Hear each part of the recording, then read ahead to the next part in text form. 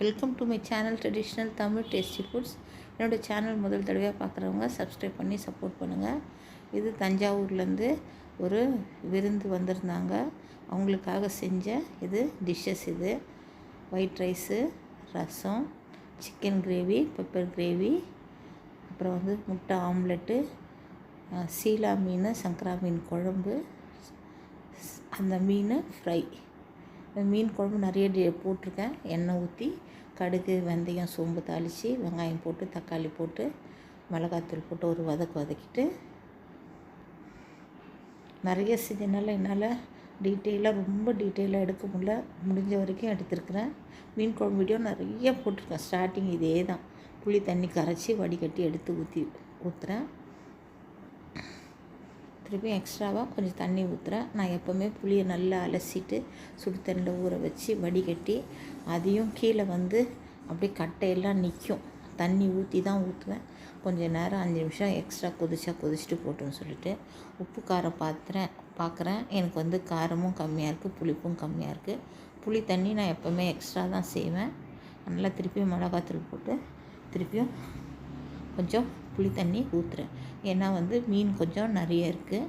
அப்போ அந்த அளவுக்கு புளிப்பும் காரம் தூக்கலாக இருந்தால் தான் குழம்பு ருசியாக இருக்கும். இல்லைன்னா புளிப்பு காரம்லாம் மீன் எடுத்துக்கிட்டு குழம்பு சப்புன்னு இருக்கும்.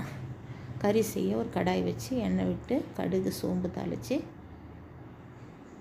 வெங்காயம் 2 வெங்காயம் வெட்டி வச்சுருக்கேன், அதை போட்டு நல்லா வதக்கிக்கலாம் ப்ரௌனாக.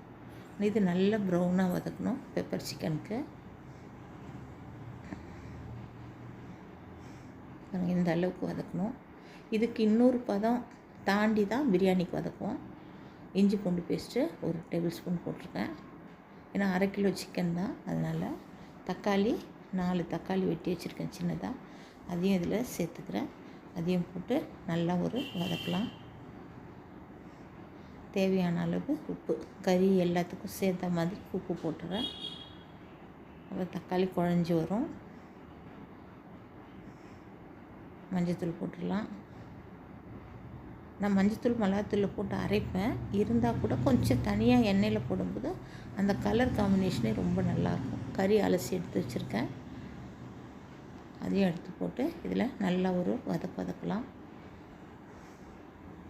இப்போ மிளகாத்தூள் போட்டுக்கலாம்.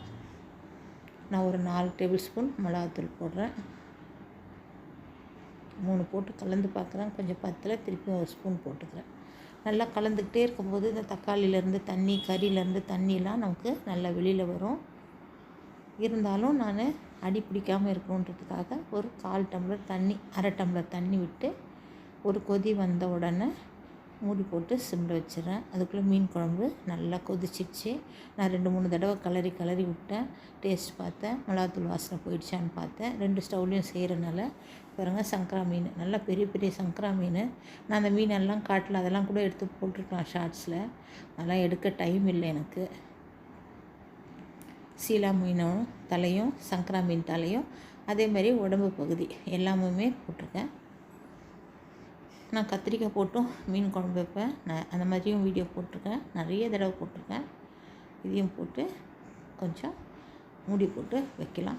உப்பு, காரம், புளிப்பெல்லாம் தூக்கலாகவே இருக்குது, டான்னு இருக்குது. அப்போ தான் மீனில் ஏறி கரெக்டாக இருக்கும். பாருங்கள், மீன் வெந்துருச்சு. மீன் போட்டுட்டு ரொம்ப போட்டு அதை கிளறக்கூடாது. எங்கள் மாமியார்லாம் அந்த கரண்டி காம்பில் தான் கிளறுவாங்க மீன் குழம்பு, கரண்டிலே கிளற மாட்டாங்க. கொத்தமல்லி போட்டு ஆஃப் பண்ணிடுறேன். ரசம் செய்கிறதுக்கு ஒரு பாத்திரம் வச்சு எண்ணெய் விட்டு 2 கட்டி பெருங்காயம் போட்டிருக்கேன். அது ஒரு வதக்கிக்கலாம். ரசத்துக்கு ஒரு 3 டேபிள் ஸ்பூனு மிளகு, 2 டேபிள் ஸ்பூனு சீரகம், ஒரு ஃபுல் பெரிய கட்டி பூண்டு. முதல்ல மிளகு சீரகம் அடிச்சிக்கிட்டு அதில் பூண்டை போட்டு ஒரு சுற்றி எடுத்து வச்சுருக்கேன். கடுகு போட்டு தாளிச்சிட்டு 4 காஞ்ச மிளகா போட்டு கருவேப்பிலை போட்டு இதை தாளித்து இந்த அரைச்சி வச்ச மிளகு சீரகம் மஞ்சத்தூளியும் போட்டுக்கிறேன். நான் ரசத்துக்கு ட்ரெடிஷ்னல் ரசம் செய்கிறது எப்படின்னா, தக்காளி நல்லா 3-4 தக்காளி சைஸுக்கு நம்ம வைக்கிறதுக்கு ஏற்ற மாதிரி நல்லா கொத்தமல்லி, கருவேப்பிலை, தக்காளி நல்லா கரைச்சிக்கிட்டு உப்பு போட்டு அதில் புளி தண்ணியும் கரைச்சி எடுத்து வச்சுக்குவேன். அதுதான் நான் இதில் ஊற்றிருக்கேன். கொதி வரும்போது அப்படி பச்சை தண்ணி தெளித்து ஆஃப் பண்ணிடணும். அவ்வளோதான், ரசம் ரெடி. கொஞ்சம் கொதி வரும்போது நம்ம கொஞ்சம் கிளறி விடணும். லைட்டாக வரும்போதே ஆஃப் பண்ணிடக்கூடாது.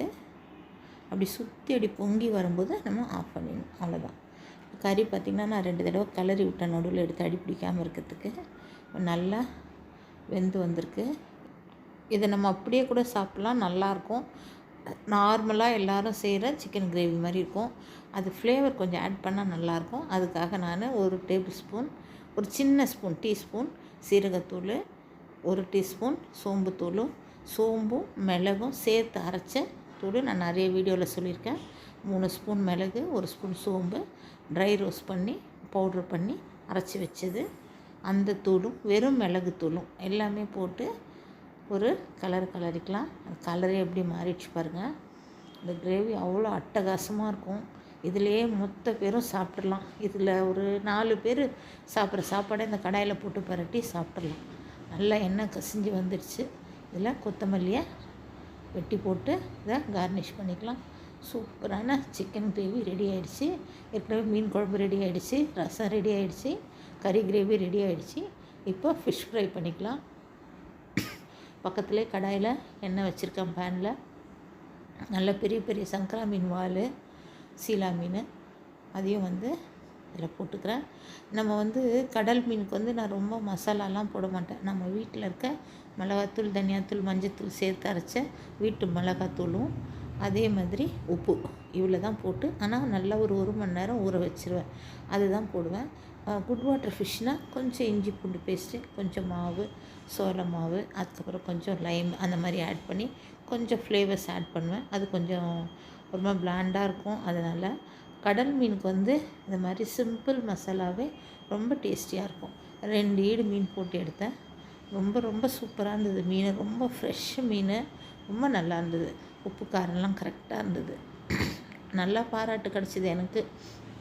அந்த சமையலுக்கு மனசார பாராட்டினாங்க. எனக்கு அந்த பாராட்டு தான் ஒரு பெரிய சந்தோஷமே. இந்த சமைக்கிறவங்களுக்கு இது நமக்கு ஒரு பேஷனாக இருந்தால் கூட அதை சாப்பிட்டுட்டு சும்மா அப்படின்னு இல்லாமல் அதை நம்ம மனசார பாராட்டும் போது ரொம்ப சந்தோஷம் அது எனக்கு. இது மாதிரி பாராட்டு நான் நிறைய வாங்கியிருக்கேன் நிறைய பேர்கிட்ட.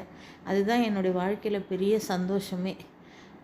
என்னோடய டேலண்ட்டுக்கு நிறைய டேலண்ட் இருந்தாலும் இந்த ஒரு டேலண்ட்டுக்கு மட்டும்தான் எனக்கு அப்ரிசியேஷன் கிடைச்சிக்கிட்டே இருக்குது இப்போ வரைக்கும். அதனால் எனக்கு அது ஒரு சந்தோஷம். முட்டை ஆம்லெட் போட்டுக்கிறேன். ஒரு 5 முட்டையோ 6 முட்டையோ போட்டேன். வெங்காயம், பச்சை மிளகாய், கொத்தமல்லி, கொஞ்சோண்டு மிளகுத்தூள் போட்டு நான் இந்த மாதிரி தான் போடுவேன் ஆம்லெட்டு. வீடியோ பிடிச்சதான் லைக் பண்ணி சப்ஸ்கிரைப் பண்ணி சப்போர்ட் பண்ணுங்கள். தேங்க்யூ ஃபார் வாட்சிங்.